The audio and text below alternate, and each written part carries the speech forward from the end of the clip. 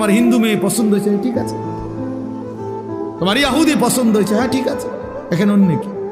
তোমার যেটা ভাল লাগে এটা, তোমার যেটা মন চায় এটা, তোমার পছন্দই তোমার জীবন।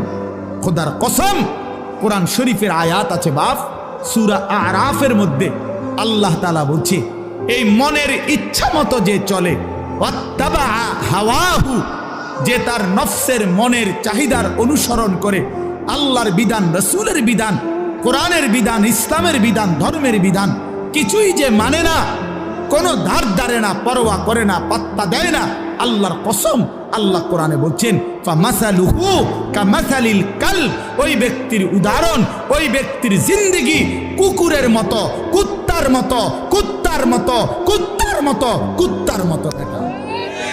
ওই জিন্দেগি কুত্তার জিন্দেগি, ওই জিন্দেগি কুত্তার জিন্দেগি। আমি বললাম কোরআনের আয়াত এটা।